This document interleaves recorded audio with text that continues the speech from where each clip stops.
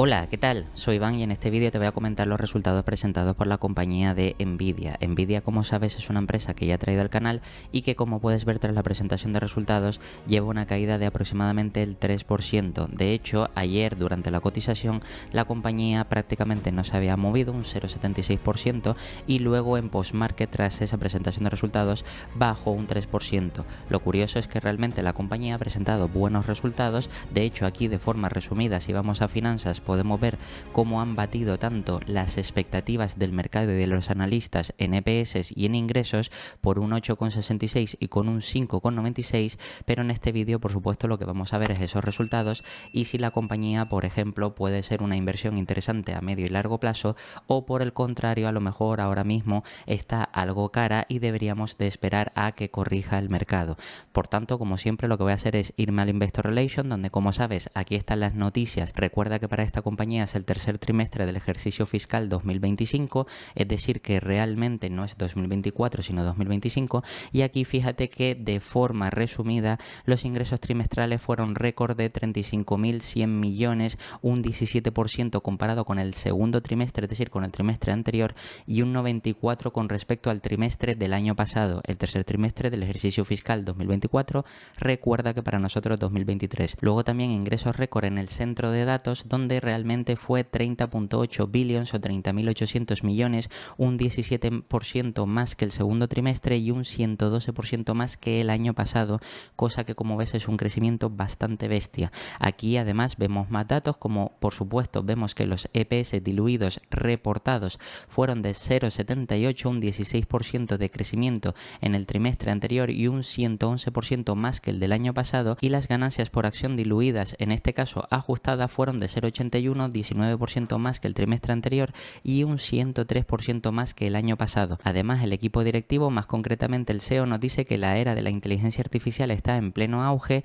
impulsando un cambio global hacia la computación de Nvidia. La demanda de Hopper y las expectativas de Blackwell, recuerda que Blackwell es el nuevo chip o el más potente y Hopper el anterior, en plena producción, son increíbles a medida que los creadores de modelos básicos escalan el preentrenamiento, el postentrenamiento y la inferencia. La inteligencia artificial está transformando cada industria, empresa y país. Las empresas están adoptando inteligencia artificial como agente para revolucionar los flujos de trabajo, y las inversiones en robótica industrial están aumentando con los avances en inteligencia artificial física, y los países se han dado cuenta de la importancia de desarrollar su inteligencia artificial y sus infraestructuras nacionales. Por tanto, como puedes ver, están viendo un gran crecimiento no solo en distintos países, sino en distintos sectores también, es decir, distintos clientes pues están cada vez incorporando más la inteligencia artificial a sus modelos productivos, y esto obviamente incrementa la demanda para Nvidia, lo que hace que por supuesto Nvidia pueda seguir subiendo los precios de sus productos precisamente por ese exceso de demanda. Obviamente, si bajamos un poquito más y aquí vemos los datos reportados, aquí podemos ver que en ganancias, si vamos a compararlo con el trimestre del año pasado, ganancias o ingresos de 18.000 millones pasaron a 35.000 millones, ese aumento del 94%, márgenes brutos que pasaron del 74 al 74,6, es decir, también se expanden un 0,6%, gastos de explotación que en este caso pasaron de 2.900 millones a 4.200 millones, un 44% que aumentó, que aunque haya sido mucho, ves que ha aumentado menos de lo que han aumentado los ingresos. Por tanto, precisamente aquí hay apalancamiento operativo.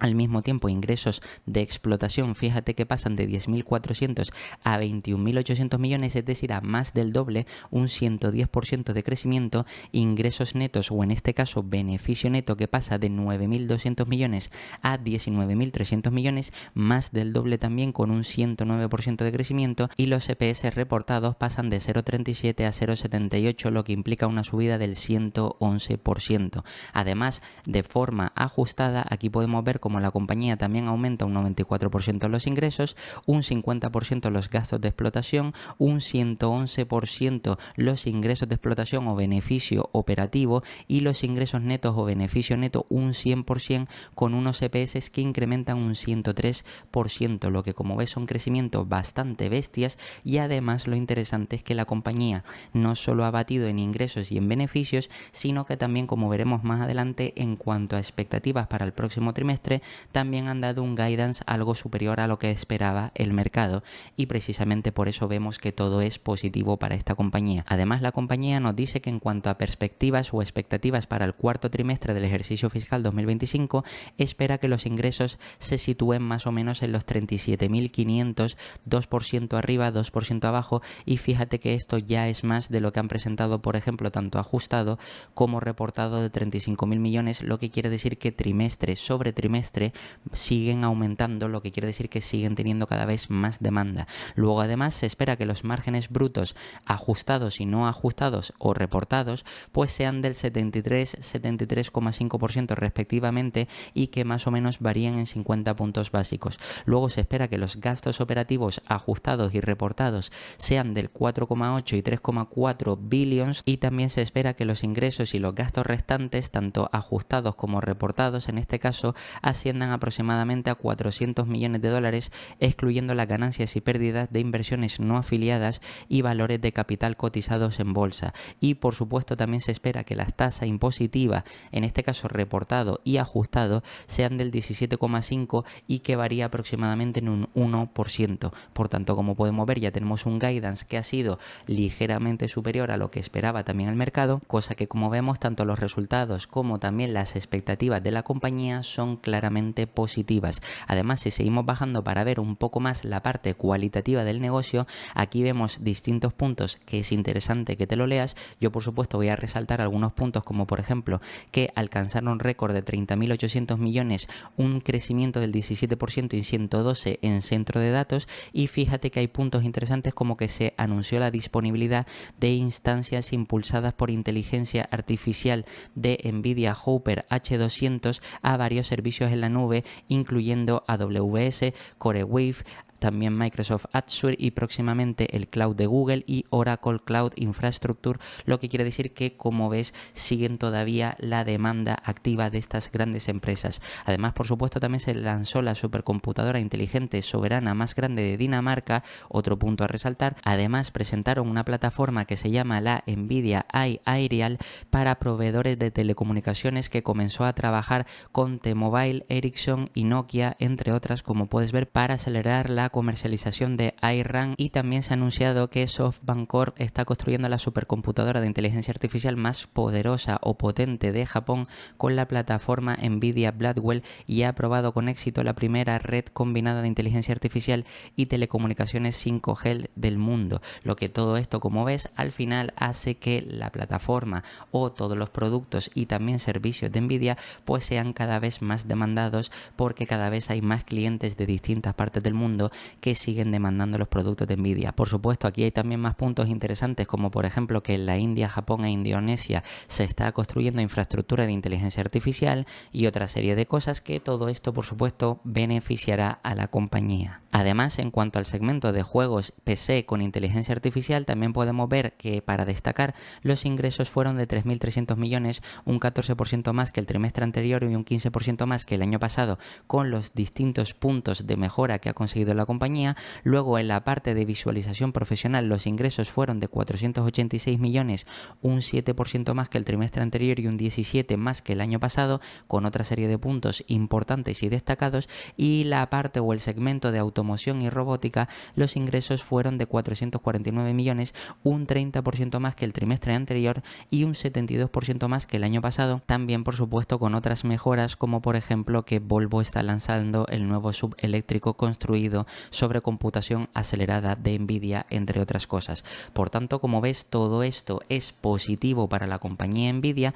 Como sabes, hay enormes expectativas para esta compañía, ya que es una de las mejores posicionadas dentro del sector de microchips y sobre todo diseño de microchips y la parte de inteligencia artificial, lo que quiere decir que eso le permite tanto subir los precios como ver cómo incrementa la demanda y al mismo tiempo tener que aumentar la capacidad productiva, y al final, por supuesto, todo eso repercute en los accionistas con unos mayores ingresos y beneficios, lo que hace que cada vez pues obviamente se pague un mayor múltiplo en el mercado. Obviamente, si bajamos también vamos a ir a la parte de estados consolidados, donde vamos a ver la P&L, el balance y también los cash flow para ver realmente cómo ha ido la compañía en detalle. Aquí vemos trimestral y a 9 meses, como por ejemplo los ingresos han pasado de 18.000 millones a 35.000 millones y de 38 a 91. Fíjate que esto es prácticamente duplicar y casi triplicar a 9 meses. Luego los costes de los ingresos, fíjate que también han aumentado, pero en menor medida. También es verdad que casi o más que han doblado en este caso los costes de los ingresos trimestralmente, y luego también han doblado a 9 meses, pero casi han triplicado, como te decía, los ingresos. Por tanto, hay apalancamiento operativo y, como podemos ver, el beneficio bruto ha pasado de 13.000 a 26.000 millones y de 27.000 a 69.000 millones. Luego los gastos de explotación, fíjate que investigación y desarrollo pasa de 2.200 a 3.300 y de 689 a 897 venta general y administrativo, todo eso en el trimestre. Y luego de 6.200 a 9.200 investigación y desarrollo y de 1.900 a 2.500, lo que hace unos gastos operativos totales trimestrales de 4.200 y a 9 meses de 11.700 millones, lo que al final deja un beneficio operativo de 21.000 millones con respecto a los 10.000 anteriores, que es más que doblar. Y también fíjate que a 9 meses pasa de 19.000 millones a 57.000 millones, es decir, casi triplicar. Por supuesto, después de intereses, gastos, impuestos, etcétera, llegamos a un beneficio neto donde la compañía ha aumentado prácticamente en 10.000 millones trimestralmente, de 9.200 a 19.300 y luego de 17.400 a 50.700, lo que quiere decir que también prácticamente estamos hablando de más que doblar el beneficio neto. Y al final esto repercute en que los EPS hayan pasado de 0,37 a 0,78 y a 9 meses de 0,70 a 2,04, con unas acciones en circulación que, por si fuera poco, la empresa también está recomprando, y puedes ver que ha pasado de 24.940 a 24.774 y a 9 meses de 24.940 a 24.837, lo que quiere decir que también afecta positivamente al crecimiento de los EPS. Si bajamos un poco más a la parte del balance, aquí podemos ver, por ejemplo, como tenemos el efectivo, que también aumenta de la compañía de 25.000 millones a 38.000 millones, cuentas por cobrar que pasa de 9.000 o prácticamente 10.000 millones a 17.600 millones, inventarios que también pasa de 5.000 a 7.000 millones. Todo esto es fácil de entender, ya que obviamente si la compañía aumenta la demanda, esto quiere decir que obviamente pues tiene más cuentas por cobrar, porque está dándole más productos y servicios a distintos clientes, y obviamente pues esto va en aumento. Los inventarios, porque lógicamente están aumentando su capacidad productiva y han aumentado pero en menor medida. Y luego fíjate que, por ejemplo, otro punto interesante, el goodwill, que más o menos se mantiene estable. Y luego en la parte de pasivos vemos las cuentas por pagar, donde también se han incrementado, en este caso de 2.600 a 5.300 millones. Y luego fíjate que deudas a corto plazo la compañía ahora no tiene, pero de deudas a largo plazo más o menos se mantiene estable, lo que quiere decir que es interesante, además de los alquileres, que podemos ver que han aumentado ligeramente de 1.100 millones a 1.400 millones. Lo que todo esto, por supuesto, hace que la compañía tenga un patrimonio neto que haya pasado de 42.000 millones a 65.000 millones. Y obviamente si bajamos a los cash flow, que es la partida más importante, aquí vemos como la compañía trimestralmente ha partido de 19.000 millones de beneficio neto y 50.700 millones a 9 meses. Luego reconstruye todo lo que no supone una salida de caja real, o si supone una salida de caja real, para llegar al cash flow operativo de 17.000 millones trimestral, 47.000 millones a 9 meses.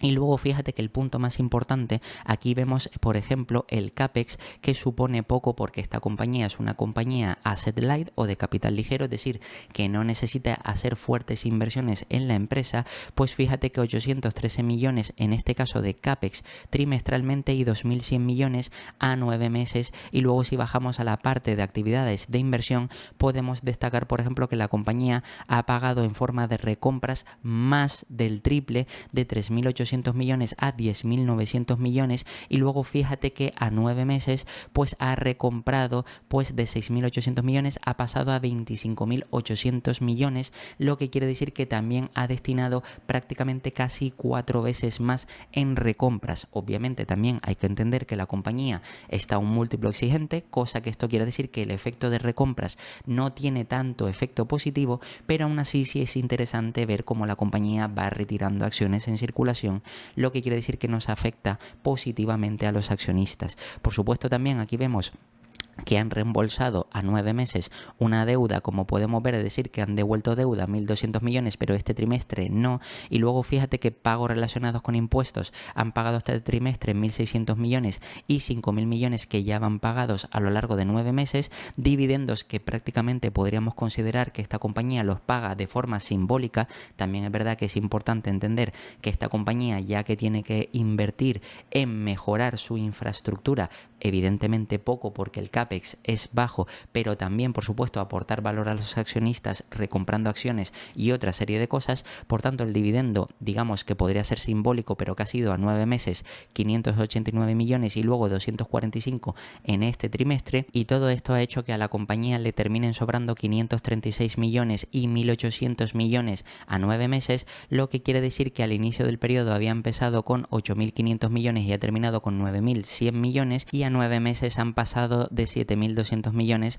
a 9.100 millones, lo que obviamente esos 9.100 millones es lo que ha hecho incrementar la caja o lo que les ha terminado aumentando el efectivo gracias a ese capital que les ha sobrado. Obviamente luego, si seguimos bajando, aquí hay más ajustes que son interesantes leérselos, como por ejemplo cómo ajustan la utilidad bruta o beneficio bruto. En este caso pasan del reportado al ajustado, y a los márgenes prácticamente vemos que no hay mucha variación, que pasan de 26.100 millones a 26.300 millones, y con unos márgenes que pasan del 74,6 al 75%, y luego a 9 meses vemos que pasan de 75,8 al 76%, y también con unas cantidades o con un beneficio bruto, en este caso que pasa de 69.100 a 69.600, lo que obviamente no hay mucho diferencial. Luego también vemos los gastos operativos, cómo pasan de la forma reportada a la forma ajustada de 4.200 a 3.000, y a 9 meses de 11.700 a 8.300, con unos ingresos operativos o beneficio operativo que pasa en este caso de 21.800 a 23.000, y fíjate que aquí pues por supuesto con estos ajustes que hacen, y luego a 9 meses de 57.000 a 61.000, y luego todo esto lo que hace es que al final lleguen a unos ingresos netos ajustados de 20.000 millones o de 52.000 millones a 9 meses. Por supuesto, si seguimos bajando un poco más, aquí también vemos el flujo de caja libre, que todo esto por supuesto lo hacen teniendo en cuenta el CAPEX. Fíjate que parten del efectivo, en este caso del cash flow operativo, 17.600 millones, le restan el CAPEX, le restan también a una parte de pagos de capital sobre propiedades, equipos de la parte intangible, lo que quiere decir que todo esto lo consideran como CAPEX, y al final esto hace que el flujo de caja libre sea de 16.700 millones y de 45.200 millones, lo que como ves es un crecimiento bastante importante. Por supuesto, luego aquí más abajo hay más información interesante, pero por supuesto con todo lo que hemos visto ya nos hacemos una idea de que el crecimiento de la compañía ha sido impresionante. Por tanto, lo que voy a hacer es irme a Ticker, donde realmente aquí vamos a hacer la valoración de la compañía, y aquí por supuesto podemos ver cómo la empresa está partiendo de un múltiplo exigente, donde por ejemplo está cotizando por PER a 38 veces, 45 veces Free Cash Flow, o por ejemplo EV/EBITDA 33 veces. Por tanto, es un múltiplo bastante exigente. Obviamente esto ya lo hemos comentado en vídeos anteriores, y de hecho si me voy a la parte de valoración, como sabes, si lo miro por PER está en un múltiplo prácticamente bastante exigente. La media del último año son 35 veces, de los 3 últimos años 40, de los 5 últimos años 45, y ves que ha habido distorsión. Obviamente esta compañía, si quitamos esta distorsión, realmente ha estado más o menos variando entre las 30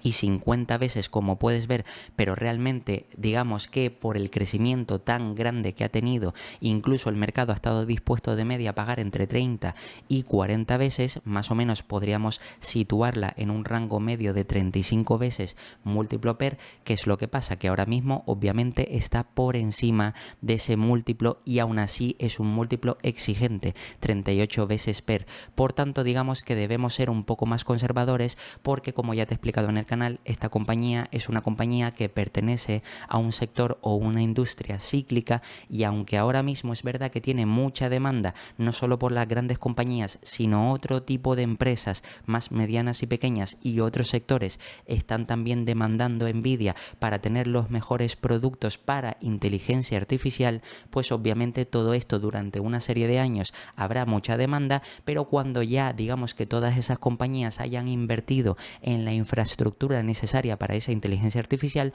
durante un periodo de tiempo digamos que dejarán de invertir, 1, 2, 3 años más o menos. Lo que esto quiere decir que a lo mejor podemos esperar que esta compañía durante los próximos 1, 2 o 3 años siga teniendo un crecimiento bastante interesante, pero que luego digamos que ese crecimiento se ralentice, se frene o que incluso decrezca debido a la baja inversión por la otra parte o la parte baja del ciclo. Todo esto hay que tenerlo en cuenta, y ahora mismo estaríamos pagando un múltiplo, como vistes, de 38 veces, y eso hay que tenerlo en cuenta sobre todo cuando vamos a hacer estimaciones a medio y a largo plazo.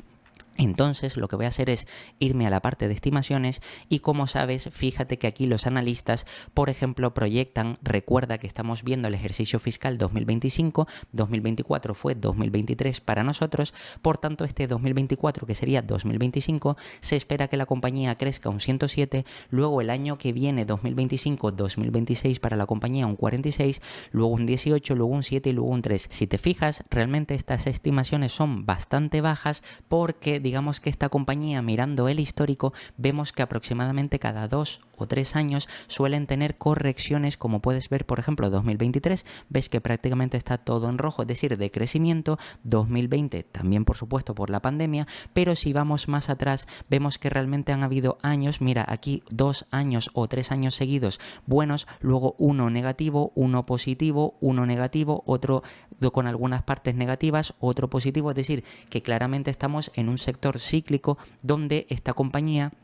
durante un par de años, 2, 3 años, 4 como mucho, podría tener crecimientos, pero luego durante 1, 2 o máximo también 3 años podría estar en decrecimiento o ralentizada, o digamos con un crecimiento mucho menor al estimado. Por tanto, esto, al tenerlo en cuenta, quiere decir que los analistas aquí más o menos ya nos están diciendo que a partir de 2027, donde el crecimiento se ralentiza bastante, recuerda que Nvidia es la mejor posicionada del sector y prácticamente, aparte de que tiene una mayor cuota de mercado, además sus principales competidores pues están bastante lejos. Sí es verdad que van avanzando, pero Nvidia, precisamente como es la que más ventajas tiene, por eso se permite subir los precios más allá de lo que debería, y por eso está teniendo enormes ganancias, beneficios, ingresos, etcétera, etcétera. Pero aquí los analistas claramente a partir de 2027, es decir, que podría ser en 2027, 2028 o 2029, que para nosotros sería 26, 27 o 2028. Pero el ejercicio fiscal, recuerda que para ellos es un año más. Por tanto, en estos años incluso podríamos ver crecimientos negativos. Por tanto, digamos que vamos a tener en cuenta primero una proyección a medio plazo, es decir, 2 o 3 años máximo, donde realmente todavía no afectaría esa parte negativa del ciclo, porque todavía hay industrias y empresas que siguen queriendo invertir en infraestructura de inteligencia artificial. Por tanto, eso durante más o menos 2 años sí podemos ver que la compañía siga teniendo crecimiento, pero después de eso a lo mejor ya podemos ver un ligero decrecimiento, lo que para esta compañía significaría, por ejemplo, bajar la cotización en bolsa como mínimo pues un 30, un 40 o incluso un 50%, cosa que también, si lo vemos desde otro punto de vista, esto también nos está indicando que nos podría dar una potencial oportunidad a largo plazo esa corrección a dentro de 2 o 3 años. Pero vamos a tener en cuenta primero unas estimaciones a medio plazo, es decir, 2 o 3 años. Prácticamente podríamos estimar aquí hasta 2027, 2028, como realmente van a presentar este año 2025, que es 2024, pues 1, 2 2 y hasta 2027 serían 3 años vista, vamos a hacer estimaciones a 3 años y luego a 5 años, teniendo en cuenta por supuesto que el precio no solo que va a crecer la compañía poco, sino que incluso va a decrecer y qué es lo que podría venir después. Entonces, en primer lugar, si lo voy a hacer por PER, fíjate que por EPS más o menos se esperan crecimientos del 120, 47, 21, luego del 2,9 y luego un decrecimiento del 0,8. Yo voy a tener en cuenta estos 5,12 a 2027 de la compañía, 2026 para nosotros, recuerda.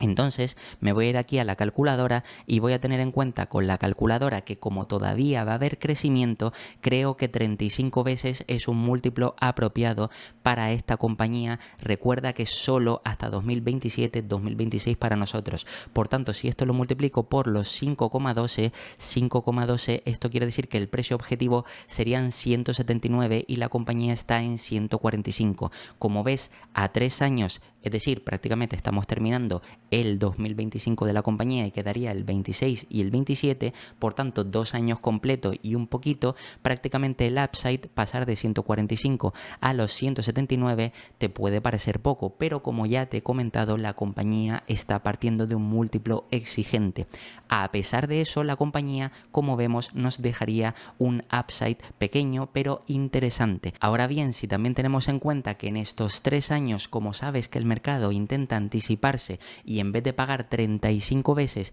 termina pagando a lo mejor 30 veces, como anticipando las futuras caídas de los próximos años en la parte baja del ciclo, eso significa que los 5,12 si lo multiplicamos por 30, es decir, un múltiplo más bajo todavía, fíjate que serían 153, lo que en teoría de aquí a 2 años y pico más o menos no perderíamos dinero, incluso en ese escenario más conservador donde el mercado estaría anticipando la futura corrección por la parte baja del ciclo. Es decir, que más o menos a medio plazo sí podemos tener garantías de que esta compañía nos puede ofrecer una rentabilidad positiva, pero también lo que tenemos que tener en cuenta es la corrección, porque como sabes, la compañía aquí, por ejemplo, los analistas nos dicen que va a crecer menos, pero incluso podría llegar a decrecer. Por ejemplo, podría llegar a decrecer un 10, un 15, un 20% durante 1 o 2 años. Recuerda que para nosotros sería 2027, 2028, aunque aquí ponga 2028 y 2029. Por tanto, en este caso, yo lo que haría sería, por una parte, digamos, hacer estimaciones a 3 años, que son las que acabas de ver, a 35 veces y a 30 veces, que más o menos ves que sería el precio objetivo entre unos 170 y pico, 150 y pico. Eso más o menos nos asegura una rentabilidad a medio plazo, pero luego en vez de ir a 5 años, habría que ir a más, es decir, cuando ya volvamos a tener la otra parte del ciclo alcista de la compañía y por tanto incluso podríamos plantearnos en 2028 y 2029 por el castigo que vaya a sufrir esta compañía, que como sabes no podemos adivinar el futuro, por tanto no sabemos si el mercado tumbaría la compañía un 20, un 30, un 40, pero dependiendo del descuento que nos llegue a ofrecer el mercado, incluso podría ser interesante comprarla para los próximos años del ciclo. Y obviamente si la compañía luego después de esto sigue con una senda de crecimiento debido a que está mejor posicionada que sus principales competidores, debido a que también la industria después de ese ciclo, sí después de 2 o 3 años querrá a lo mejor, digamos, actualizar los nuevos chips para tener mayor potencia con la inteligencia artificial, desarrollar todo esto, tanto en la nube, tanto con la parte de digitalización, etcétera, etcétera, y todo eso, digamos, que hará que se beneficie la compañía de Nvidia, pues en este caso, si hacemos una proyección después de 2029 de la compañía, otros 3 años aproximadamente de crecimiento al 15%, quizás podríamos tener un crecimiento o un upside bastante interesante. Yo en este caso, a modo de ejemplo, lo que voy a hacer es que en 2029, fíjate que voy a tener en cuenta que 2028 decrecen, no sé cuánto, pero quizás podrían decrecer un 20, un 30, un 15, y que en 2029 de la compañía, 2028 para nosotros, la compañía más o menos presenta lo mismo que en 2027. Entonces, para hacer las proyecciones futuras de la compañía, como te he dicho, en 2029 de la compañía, 2028 para nosotros, yo espero que presente los mismos resultados que en 2027 de la compañía, 2026 para nosotros. Por tanto, aquí voy a poner estos 5,12, como puedes ver, 5,12 en 2029 de la compañía, y a partir de ahí 3 años de crecimiento. En este caso yo estimo que de media al 15%, 3 años. Aquí pues cambio esto, pongo 3 años, lo que quiere decir que llegaría a unos EPS de 7,79. Fíjate que serían 7,79. La compañía, es verdad que los analistas para 2029 estiman esos 5,23. Yo, como te he dicho, más o menos estimo que en 2029 van a conseguir esos 5,12 y por tanto parto de ahí y 3 años más, 15% de crecimiento. Lo que creo que para este tipo de compañía es conservador, precisamente porque es la líder de la industria y obviamente después del ciclo negativo habrá una vuelta o una recuperación de la demanda. Obviamente también habrá que monitorizar a ver cómo avanzan los competidores, como por ejemplo puede ser AMD, pero en principio si sigue habiendo esta diferencia, lógicamente la compañía podría crecer a ese 15%, lo que quiere decir que los EPS